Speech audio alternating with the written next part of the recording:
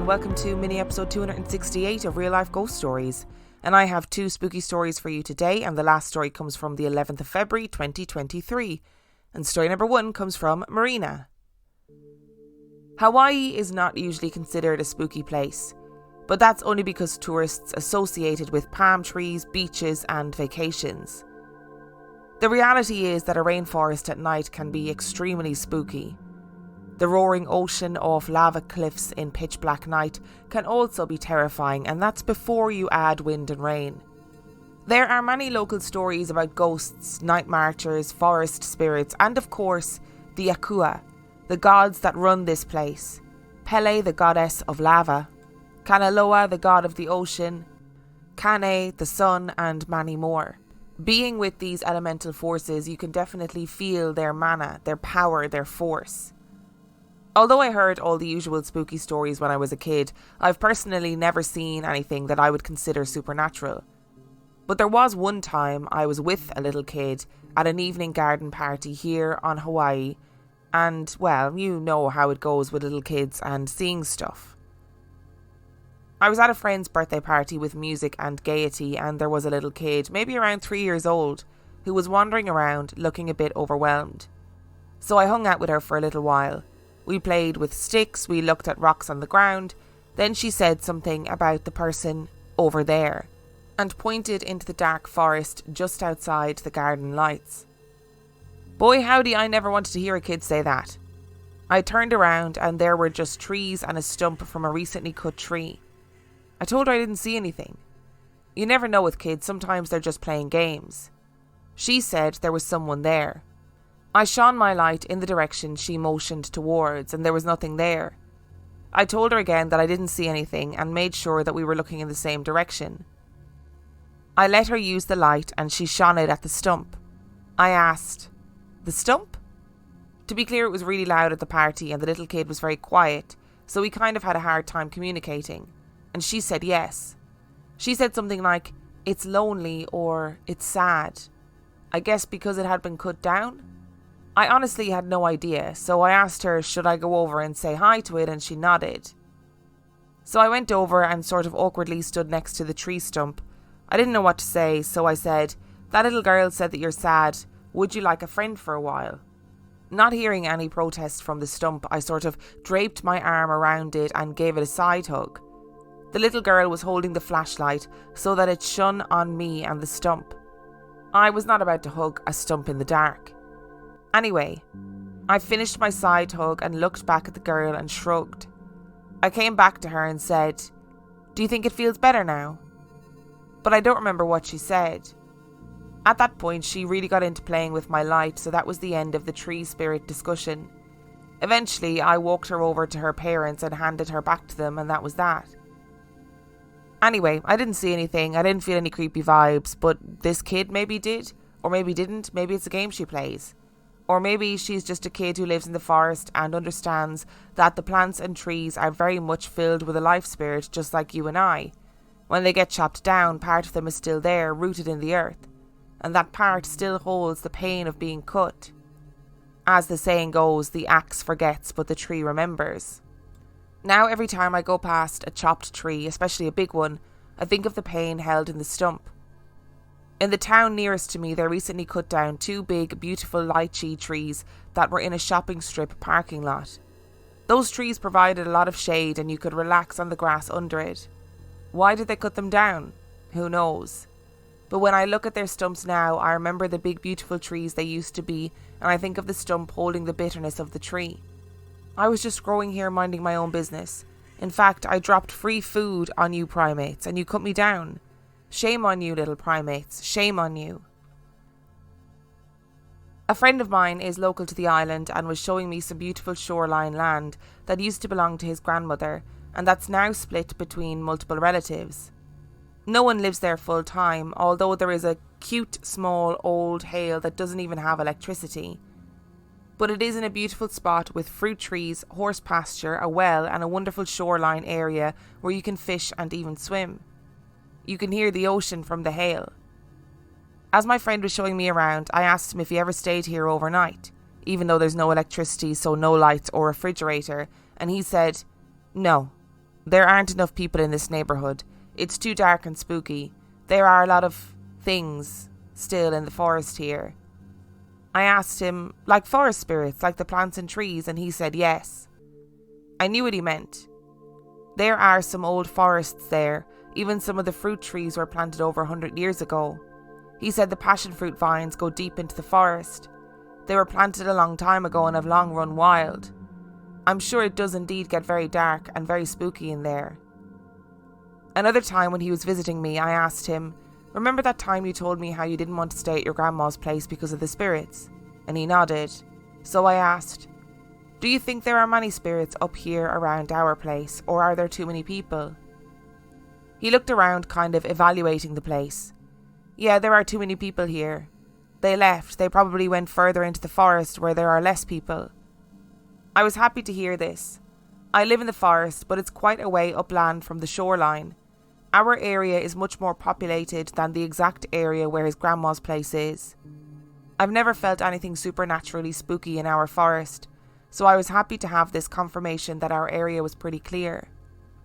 There are a lot of local stories about people who went down certain forest paths they were told not to go down, or down to a waterfall where they were told a spirit lives and they came back changed. What I've heard is this. If you are ever deep in a forest and hear your name being called, turn around immediately and get the fuck out. Do not look at it, do not interact with it, do not follow it, get out of there as fast as possible. Locals give warnings to visitors to not go to certain places for a reason. They know what lives there and what forces are at work. I don't know whether my friend has ever seen a forest spirit, but I believe what he believes, and I respect his knowledge. He's from here after all. I love stories from Hawaii. When I was going to America and I landed in Seattle and I was sort of grilled going through airport clearance. Nobody does airport clearance like American Border Patrol. Whew, that is intense. Anyway, they were very intent on finding out why I was in America for so long and what my job was and what I was doing there, etc., etc. When I said, I'm a podcaster, and the officer was like, what do you podcast about? And I said, ghost stories. And he said, I'm from Hawaii and there's lots of ghost stories from Hawaii. Have you ever looked at any ghost stories from Hawaii? Of course I have, but do you think I could remember? I was in such a panic about being grilled, as though I was coming into the country for something that was untoward. I just couldn't remember a single Hawaiian ghost story that I had ever looked at. I'd say he thought, he was like, is this one actually a podcaster? I don't know. And it is a universally acknowledged fact that small children are creepy. They're freaky little creatures. And I completely love and respect this idea that there are kind of nature spirits in the forests, that the trees, the plants, everything has its own living spirit. And who knows, maybe small children are more inclined to see what those spirits actually look like on a spiritual plane, you know? And to be honest, if I was a tree, I'd be pretty pissed off at humans as well. I was sitting there going, I literally provide the oxygen that you use to breathe, to stay alive, and you're here chopping me down because I don't fit your aesthetics. Hawaii is definitely on my list of places to visit, but I think it's sort of a controversial place to visit at the moment. I don't mean controversial, but I think a lot of local and native people have kind of said, look, the tourist industry, yes, it brings in money, but also it's sort of ruining the natural environment. So I think visiting Hawaii is something that needs to be done with great consideration. And story number 2 comes from Toril. My boyfriend left for work early this morning at 7 a.m. and I got a crap sleep but was having a hard time falling back asleep in the daylight, so I put your podcast on. I fell asleep to episode 105, Shoji, and I woke up in the middle of 106, Jin, which means I slept for at least an hour because there's a bonus episode in between the two. What felt odd was that I kept waking up to fast forward the ads, so I felt awake most of the time, but was clearly asleep for some of it. Deep sleep too, since I dreamt. When I fell asleep, I had a dream that I was Japanese and was in a giant mall with 2 people who I didn't know in real life. But I could tell they were my mom and my sister. My mom went off somewhere and I was left with my sister. She said it was almost closing time and we had to hurry. So as I pushed around the shopping cart, the items I grabbed kept morphing into mythical creatures that I had never seen before and kept running away from me. I got frustrated and kept trying to gather my groceries and got separated from my sister too. I remember seeing other shoppers as I walked with weird grins, in particular an old man, but they didn't talk to me, so I moved on. Suddenly the lights in the mall went off and I tried to approach an employee to check out what I had left in my cart. They turned into a demon-like entity as I spoke to them. More and more of them came out and started chasing me. I ran to a hallway with large doors on either side that connected the two sections of the mall and closed myself in. There was a priestess in there already, and she opened one of the doors. She pulled out a large dagger with ceremonial writing and decoration on the handle. As the demons tried to enter the hallway, she slit their throats and they died, but more kept coming. She turned to me, looked me directly in the eyes and said, "You should not be here." As she said that, I nodded and turned around, and as I did that, my surroundings morphed into a car that I was driving. I looked in my rearview mirror and saw that I was no longer Japanese and looked more like myself, but with longer hair and brown eyes, so still different. I saw an older man and a woman on the side of the road and stopped to see if they needed help. The people I encountered in the mall had all looked Japanese and these folks were not, so I didn't relate to them. They got in and told me they really needed to get back to their daughter and were really upset. I agreed to take them back, and as I drove, the car morphed back into my bedroom. I now recognised my surroundings but was still foggy about who I am or where I was. I could also now clearly hear Emma's voice narrating the Jinn story about the man who saw the fire in the cold desert. So I felt I was awake and went to grab my phone to see how long I'd passed out for, but I was completely paralysed. I was laying on my side, so my head was slightly propped up on my right arm, with my left arm wrapped around a pillow I was hugging. I could only move my eyes. I realised that I must be experiencing sleep paralysis, which was a shock to me, because in my 29 years of life this was the first time ever experiencing it. Usually I wake up to the drop of a pin and can move freely, so indeed this was very strange. I tried to calm myself by telling myself that I would be able to move soon as my body woke up fully. Then from the foot of my bed, the old man from the car walked around slowly to the right side of my bed, sat down on my hands and laid down on his left side so that he was facing me. Again, this is broad daylight now. The sun was streaming into my room, but here this man from my dream was staring directly at me. His presence was heavy and malefic. He felt extremely angry, although I didn't feel particularly that it was aimed at me, just that he was generally seething with rage. As I looked at him, I noticed that he wore glasses, and I started to see his eyes turn red like fire and the light was bouncing off the lenses. His face began to contort and morph into something, but the feeling became unbearably scary and heavy and I closed my eyes. All the while I could hear the two of you breaking down the Jinn stories on the podcast.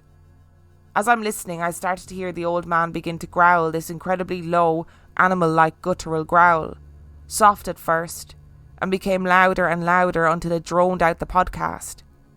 I remember thinking that you two were in the breakdown sequence, so this sound effect was out of place if it was part of the audio. I was fighting and fighting against my body to get up, but I couldn't even speak out and yell. I knew no one was in my condo with me that could help me. However, I do practice lucid dreaming and have encountered sleep demons in that lucid state before and banished them by proclaiming to them that this is my body, and you may not have me or any place in this space. I was attempting to say this to the old man. In my dreams I can speak, probably because I am fully in that realm, but being stuck between the two I was helpless. My tongue felt like a lead block in my mouth. My lips felt glued shut. Suddenly it occurred to me that I needed to know who I am because I had transferred bodies in the dream where I was Japanese and my connection to my physical body was wobbly, for lack of a better term. I frantically ran through my memories. As a side note, within the past year I changed my name. My birth name, or government name as I call it, is Heather, but I've chosen the name Toril for myself. So as I frantically searched my memory, I said to myself, I am Heather? But nothing happened and I was still paralysed. Then it came to me and I screamed in my mind, I am Toril and you will leave me. As I screamed this in my mind, I became unfrozen. The growling stopped. The heaviness stopped. The man was gone. I quickly sat up in my bed and paused the podcast. I looked at the time on my phone. 10:21 a.m. As I said, it was broad daylight, so there's no way I misinterpreted a shadow as a person, and anyway, the old man wasn't a shadow. I saw him in full colour, with tan pants and a dirty white shirt, grey short hair, glasses, and every wrinkle on his face. I replayed the gin episode while firmly making sure to stay awake, although my adrenaline wouldn't let me sleep anyway, just to see if I could hear that growling sound again. I came to the part where the man drove that gin woman home to her kids, which felt eerie because I had dreamt that, except there were 2 passengers, not just the woman, and it was the man who had tormented me. I finally listened to it all the way through, and there was no growling in that episode, and it made me feel uneasy. I grabbed a bundle of sage and a stick of Palo Santo from my altar I keep for my ancestors and began to smudge my room, myself, and over the head of my bed. I do believe that if something came back with me from the dream realm, it was banished when I told it to leave. As I understand it, the smoke itself does not cleanse, but depending on how the smoke flows, it indicates if there is extra energy in the place. If the smoke is a tight stream and never diffuses, it is being confined by unseen energies. If it immediately diffuses, there is no energy that needs cleansing. The smoke in both cases diffused immediately.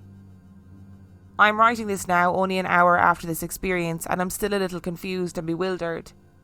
As I said, I've listened to your podcast while falling asleep before, and never has it interacted with my dreams, and never have I had sleep paralysis waking up from it either, or for that matter, ever. It just feels a little suspect to me that it would happen during an episode about gin. When I break it down, it seems that I was transported to a place with dark energies that human spirits should not tread. I was protected by a light being as I entered the hallway or transition place out of this realm. The car signified the literal and figurative vehicle to arrive back in my body, but I had brought back a dark energy with me in the form of a hitchhiker, and I think getting back to their daughter was their coded way of saying they wanted to get me. Overall, it cements the notion I've both experienced and heard again and again. Humans have the real spiritual power and are much stronger than we think. Names are important. Fear and trickery are the only real tools these entities possess. But courage and assertiveness always defeats them. I just want to say, Toril, that I'm very aware the intention of this story was not about you listening to the podcast falling asleep as such. But I always feel really bad when people listen to the podcast and fall asleep and then have terrible dreams, or in this case gets transported into the spiritual realm and then get hitchhiked back by some sort of terrible entity. That was not my intention when I started this podcast. Maybe I need to start every episode with like a warning saying that if you use the podcast to fall asleep, then on your own head be it. I cannot be held responsible for any demonic attachments or entities or sleep paralysis that happens if you do that. There is a part of me that really hopes that this was all just a big coincidence, that listening to the podcast did not transport you to some other world. But whatever happened, it sounds pretty terrifying. And obviously, I can only apologise. All joking aside, I am very glad that you were able to pull yourself out of it and that you had the tools and the knowledge at your disposal to be able to cleanse your space and all of that jazz. And actually, I think the closing lines of this story are very powerful and probably very important for a lot of people listening to this story. You know, fear and trickery are the only real tools these things have, and courage and assertiveness always defeats them. Thank you so much for listening to today's episode. Thank you to Marina and Toril for sending in your stories. Remember, the last story came from the 11th of February 2023. If you would like to send in your story, you can do so by emailing reallifeghoststoriespodcast@gmail.com. You can also check out the website reallifeghoststoriespodcast.com. And if you are desperate for some extra content, you can sign up to Patreon. That is patreon.com/reallifeghoststories, where for $5 a month or $2 a month, you can access heaps of extra content, as well as every single main and mini episode completely ad-free. And on that note, I shall see you next time.